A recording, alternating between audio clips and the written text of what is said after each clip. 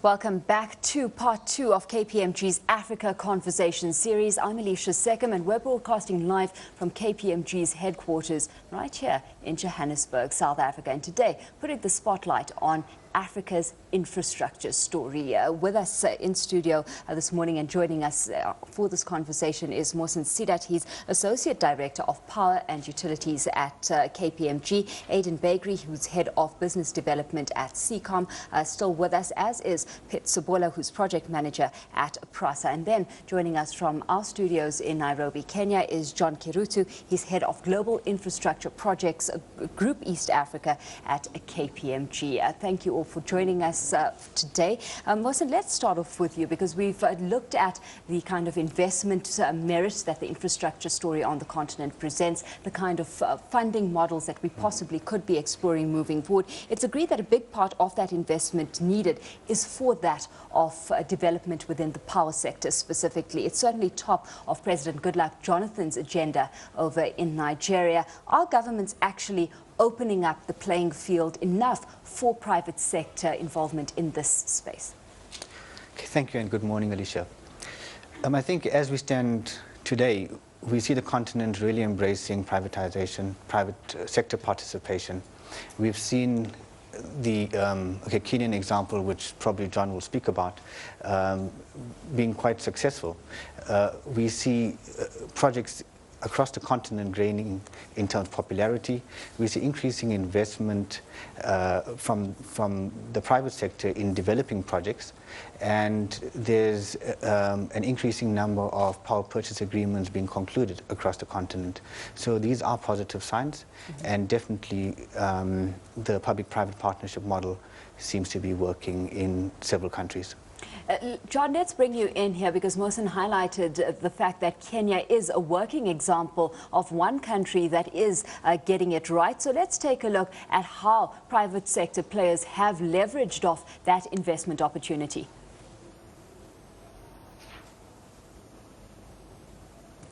John, can you hear me over on that end? Hello. Yes, sorry, I didn't hear you. Let's take a look at the Kenyan example as a case in point of a working example where private sector involvement within the power sector has paid off, and take a look at how those players have leveraged off the opportunity that presented itself. Yes, I think that's a factual statement. Indeed, what we've actually seen over the last 10 years is significant private sector investment, especially within the power sector. And it's actually not been limited to the power sector alone. We've actually seen it in the rail sector. We've actually seen it in roads and airports. So something positive is definitely happening, and with a bit of increased support, with increased capital injection, further government support, additional role from the private sector will definitely play a bigger role in infrastructure development. Taking a look at this IPP model and the possibility of it surfacing more aggressively moving forward, Mohsen, how can governments make it more lucrative? I think if we look at the example of South Africa, where South Africa's had a view on a potential IPP model for the last 10 years. I think initially we looked at going into a completely competitive market,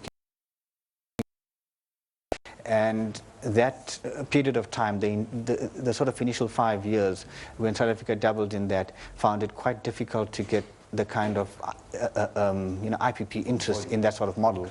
When we moved on to look at the single buyer type model, whereby there will be some support from the state in that process, investors are more attracted to that type of model.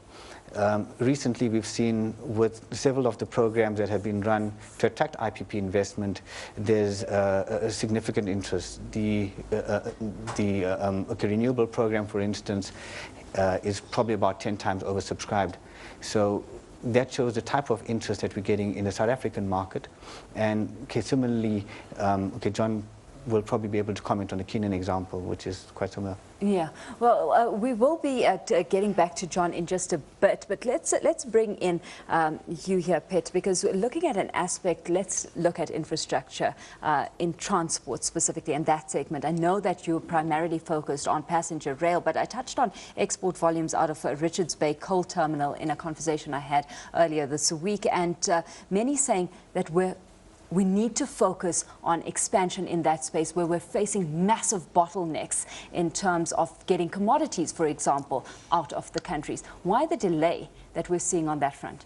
Yeah, thanks. I think and first thing first, the rail mode of transportation is the way to go, right? Both on the freight side and of course on the passenger side, because obviously over time it works better in terms from a cost point of view and of course from a return point of view. And I think that's the bottom line, and I think that's the area that we should look at. I think these sort of transactions are complex and not easy. They take long to reach a financial close. I mean, even when you do a sort of a 25 billion, I mean, on just in recent time with Gautrain, which was took about 3 years basically, and that was a push. So it takes, by the time you announce and the time you reach a financial close to implement, it takes a bit of time. Because the reason is that we haven't really been investing in this area for a long time. Now it takes... Why? Why was the foot off the pedal? It's a good question for government policy analyst. But it shouldn't have been. It shouldn't have been. I think let's accept that. We took longer than we should have done. If you take the passenger rail, for instance, I mean, the last train set arrived in South Africa back in 1986. That was the last time. I mean, we had a declining trend of over 30 years. I mean, surely that is unacceptable. We shouldn't have done that. I mean, if you even do a comparative analysis to road-based mode of transportation and, of course, rail-based mode of transportation, both on the freight side and, of course, on the passenger rail side, like I said, over a longer period of time, is cheaper and it responds better to traffic congestion than the other mode of transportation. So we shouldn't have taken that long to actually implement the rail projects and so forth. Of course, the reality is that the time that we took in investing in the rail sector, we have actually more or less nearly killed the rail sector. Yeah. And we need to bring it back. We've lost so much capacity. I mean, just recently I was told that there's so many engineers of ours that are all over the world, but because we simply didn't have any action in South Africa. Let's touch on that, Aidan, and bring you in here, because you know, that's one of the challenges that's been outlined, the lack of know-how, technical expertise, skills to actually roll these projects out, and that hindering progress to a large extent. Some saying that we don't have people that are skilled to manage projects effectively at hand, and that's a big part of why rollout is so slow. Look, Alishia, I think obviously skills are a critical factor, especially in a market in Africa where you don't have these tried and tested models and this history that you can just track. But I think there's a lot of skill within Africa, and I think a lot of people are looking abroad as opposed to looking internally. And we found ample skills for Seckam within the continent as a whole. And the ICT sector is a particularly new one, where it's harder to find skills than most. So I think the message from our side is very much look internally. We're continually amazed by the quality of resources that we come across on an ongoing basis for our projects. Let's take a look at the role of regional integration, Mohsen, because logically one says that should lessen red tape issues, cost as well, and that should open up more opportunities for FDI. Does it necessarily translate? Because within the power sector, we know that there are challenges from a regulatory perspective to actually opening up grids on a regional basis. I think if you look at regional integration, we have seen significant strides forward in the last decade with the establishment of several power pools within, probably within the continent. There's the West African power pool, the East African, and the Southern African power pools, and there's significant trade that takes place across these power pools.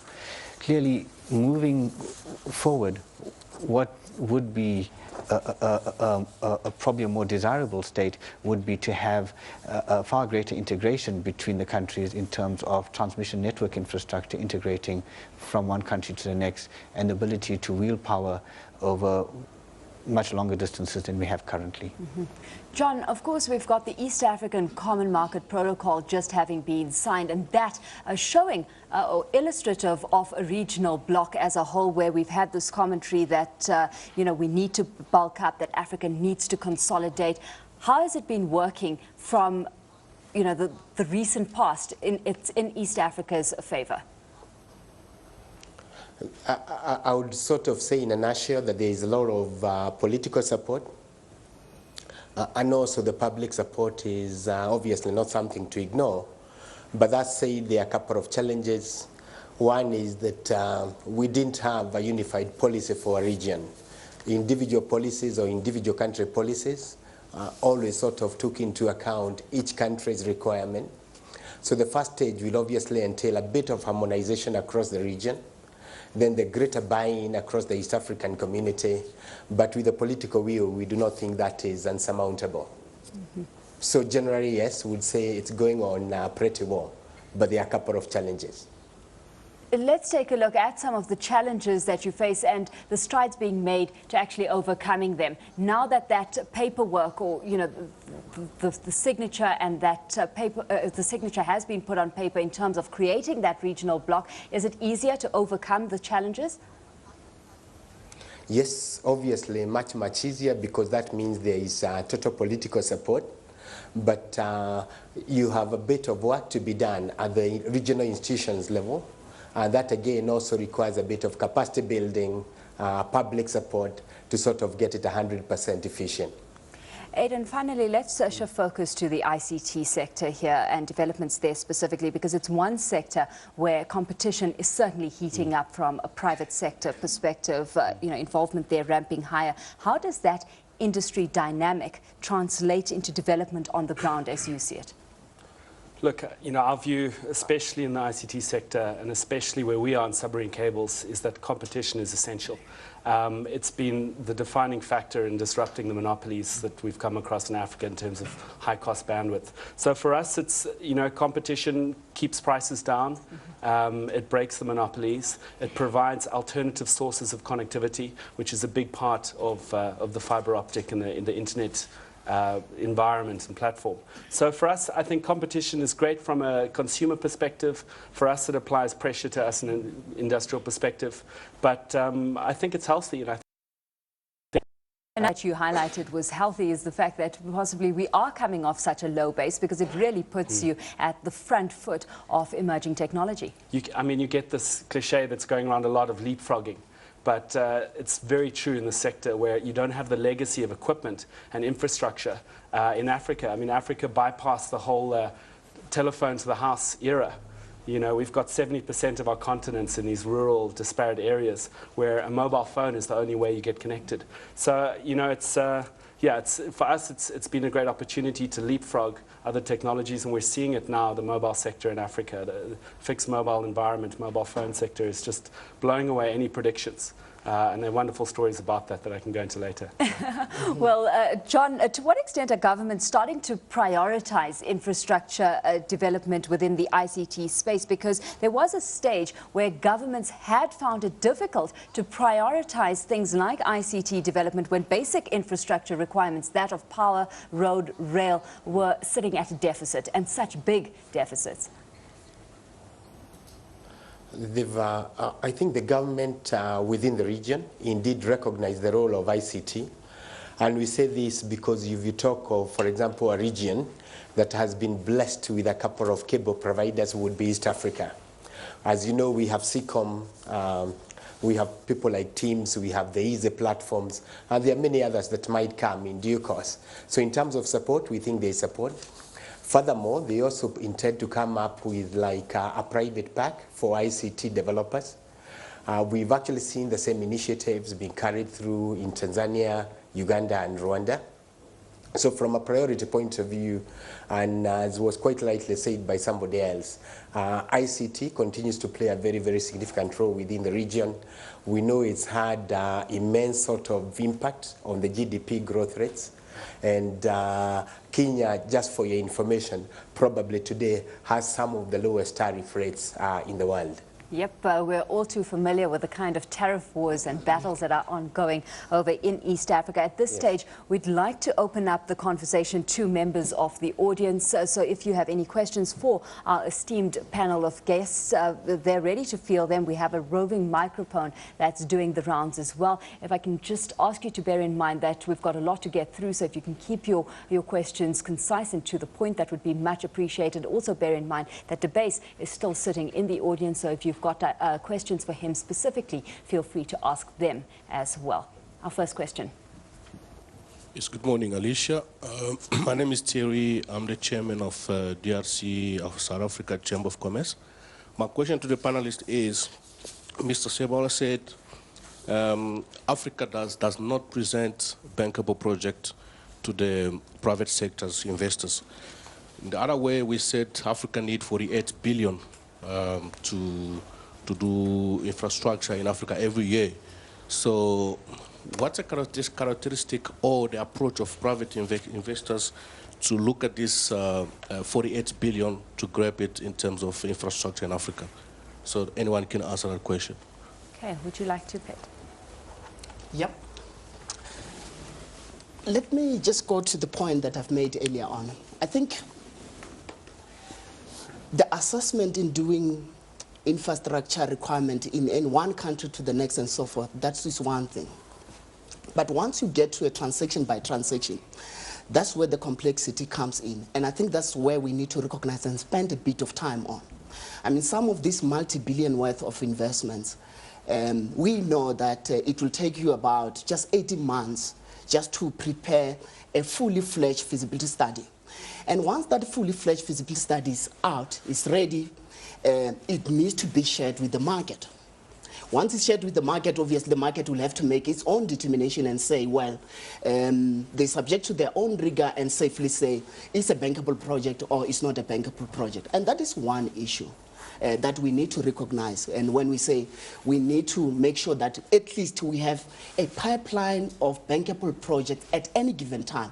This one falls off, the next one is ready for take-up, and so forth, and so forth, and so forth. We can, because it's one issue to raise, to say $48 billion US investment funding gap in Africa.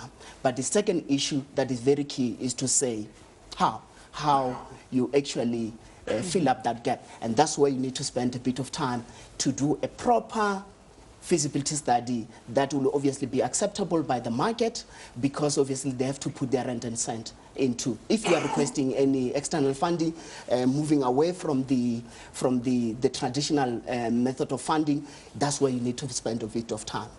Does that answer your question? Perfect. Next. Yes. Perhaps I can also add something else on top. Hello? Yes, John. Yes, what I was saying, I think I can also add something on top. When we talk about the 48 billion additional expenditure required, nobody has, at this point in time, carried out to find out whether the projects in isolation would actually be independently viable. Meaning that unless you have government participation, unless the government sort of assures investors that they'll actually support the payments to ensure that private investors do get a minimum desired rate of return, it is unlikely that one would be able to recruit private sector investors. Thank you for that, John. Next question. Hi, my name is Ziad Saran, the head of infrastructure finance at Standard Bank. The question I have for the panel, and anyone on the panel can answer this. I'd like your comments on how do you see marrying the long-term infrastructure requirements from investors, both debt and equity, with the short political terms of governments in Africa? Okay. Who's up for that question? Debase. I can have a start to that. I think we're beginning to cut through complexities now. I think the answer to that is part of the problem and part of the challenges we're facing. It's not a simple answer. I think we've seen it in many African continents that as and when elections come up, there's invariably almost a standstill of certain projects. New regimes come on board, and this is part of the answer to the question that Pete was busy with a bit earlier, is that is unfortunately an inevitability. We need to recognize that, and I think we need to, around that, work towards accepting accelerated reforms, go to legal systems and to PPP and private finance platforms that is acceptable to funders. The funders invariably has got a longer term view, and if the structure is properly in place with the funding environment, that should be part of the compensation for perhaps a shorter political environment. Yeah. Mohsen, if we can throw that question to you as well, just looking at, political scenarios on the continent, it does pose a very big challenge, and it's, top of every investor's mind when delving in. Within the power space, what's been your experience? Okay, it is one of those challenging ones. And yes, okay, there have been changes that have occurred from, one regime or from, one president to the next within the same political party. And those do sort of hinder projects, and sometimes you can be midway through a project and you find there's a change in government and it results in certain changes on the project side. As the market matures, as we move into an era whereby countries are not solely dependent on one or two large of that economy and start moving into a diversified environment, we would find that phenomena would start to get displaced. Yeah. Back to the audience. Good morning. My name is Mbi Mbappe. I'm the CEO of Uniman Associates International and the chairman for the Infrastructure Committee in the South African Chamber of Commerce and Industry. My question is, in the conversation from this morning, it has been very clear that the focus has been mainly on the traditional investment models. And my question now is, what is the thinking around the shift from the traditional models to the models that are brought in by either investment organizations from the East, and taking into consideration also the fact that our local African governments have a very low base in corporate governance. And what is also the feeling around bringing in these elements and looking at corporate social investments as well, to improve the lives of the people within the continent, not just building infrastructure and expecting flows of trade and all of that. Yeah. What is the thinking around that from the investment community in infrastructure? Debase, I think we touched on it to a slight extent when we spoke about the Chinese model of investment, where investing in a mining sector, for example, comes hand in hand with developmental, finance on the other. What's your thinking around a shift in approach away from the traditional finance models to more dynamic ones? I think the answer to this is going to be evolving answer over time. It's very important for whatever investment and whatever infrastructure development we do have, that we have a very strong degree of localization involved in that. It's important that whenever investment takes place, that some form of transfer of capability and skill and happens in the local area where that particular investment takes place. That needs to be incentivized. It needs to be properly regulated to make sure it does happen. And over a period of time, some of the transfer of skills and the transfer of economic capability will start addressing some of the issues.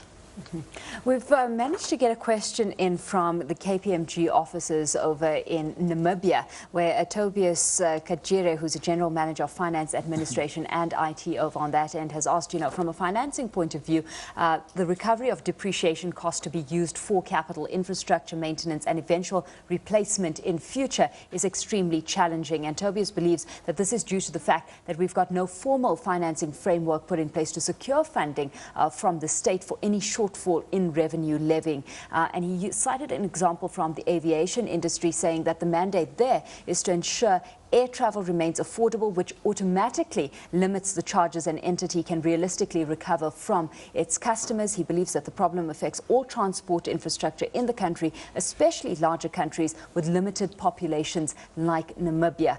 And he wants to know, what are the thoughts out there on that aforementioned, and should it be realistically addressed in the short, medium and long term as well? And I'm opening it up. I don't know who's comfortable addressing that. Possibly from your side, considering that we're looking at passenger rail and tariffs on that front needing to be taken into consideration as well. Yeah. Look, I mean, it does remain a big challenge. I mean, affordability is not about the capital injection today. Affordability is obviously taking into account the maintenance and depreciation over a longer period of time. You have to take that into account. Of course, sometimes because you didn't take into account this cost over a period ahead, then that's where the problem is. You are unable to respond to those maintenance challenges over a longer period of time. But I think, just using an example, especially on the passenger rail point of view, there is only time. I mean, we provide a social service to the public. There's only, you can go to a certain level of increase in terms of the commuter tariffs and so forth and so forth. That obviously put a pause, because you'll simply run down the asset over a period of time, because you wouldn't have been able to make sufficient provision for the maintenance and depreciation over a longer time. That's where obviously the government have to come in and obviously step up that particular gap.